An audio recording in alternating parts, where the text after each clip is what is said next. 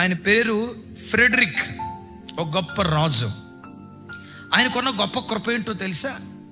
తాను ప్రార్థన చేయకుండా ప్రజలతో మాట్లాడడం, ప్రార్థన గదిలోకి వెళ్లకుండా తన పిల్లల దగ్గరికి వెళ్ళడం, ప్రార్థన గదిలోకి వెళ్లకుండా రాజభవనంలోకి వెళ్ళడం, లేవటంతో మొదట దేవునితో గడిపిన తర్వాతే ఎవరితోనైనా మాట్లాడతాడు, ఎక్కడైనా కూర్చుంటాడు. మొత్తానికి ఆ రోజు రాత్రి బాగా లేట్ అయింది. ఇంటికి వచ్చేసరికి చాలా లేటుగా పండుకున్నాడు, లేటుగా లేచాడు. అప్పటికే చాలామంది విస్తారమైన ప్రజలు వచ్చారు. ఈ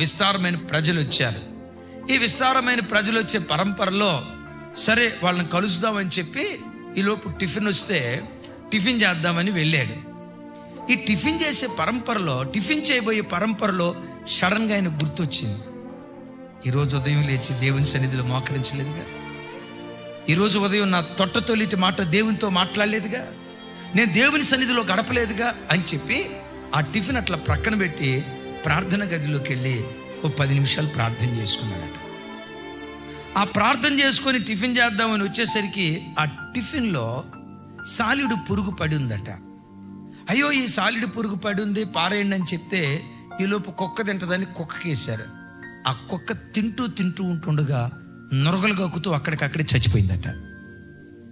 ఎందుకు ఇది నొరగలు గక్కుతూ చచ్చిపోయింది అని చూస్తే ఆ వంట చేసే పానదాయకుడు ఆ ఆహార పదార్థాలు విషం కలిపాడట రాజును చంపాలని. వాస్తవంగా తాను తినుంటే రాజు చచ్చిపోయి ఉండేవాడు. ఎందుకు బ్రతికాడో చెప్పమంటారా? దేవునికి తనిచ్చిన ప్రాధాన్యతే తనకు ప్రాణం పోసింది. దేవునికి తానిచ్చిన విలువే తనకు ప్రాణం పోసింది. ప్రార్థన చేసుకోకుండా ఎలా టిఫిన్ చేస్తా? ప్రార్థన చేసుకోకుండా ప్రజలతో ఎలా మాట్లాడతా? ప్రార్థన చేసుకోకుండా అధికారులతో ఎట్లా కూర్చుంటా? నా మొదటి మాట దేవునితో ఉండాలి కదా.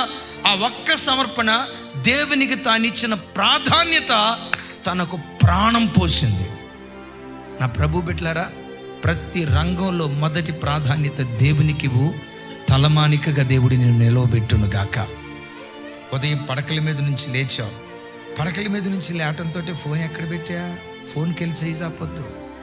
ఏ మెసేజ్లు వచ్చినాయి? మెసేజ్లు వెతకొద్దు. ఫేస్బుక్లో పోస్ట్ చేసిన ఫోటోకి ఎన్ని లైకులు వచ్చాయి, ఎన్ని షేర్లు వచ్చాయి? నీ కళ్ళు లేవటంతో ఫోన్ కాదు వెతకాల్సింది, లోకాన్ని కాదు వెతకాల్సింది. పడకల మీద నుంచి లేవటంతో దేవుని వాక్యాన్ని వెతుకో, పరిశుద్ధ గ్రంథాన్ని వెతుకో. దేవుని వాక్యాన్ని నువ్వు వెతకగలిగితే ఎవరైతే దేవునికి మొదటి ప్రాధాన్యత ఇస్తారో వారిని ప్రతి రంగంలో నా దేవుడు మొదటి వారిగా నిలవబెట్టడం ప్రారంభిస్తాడు.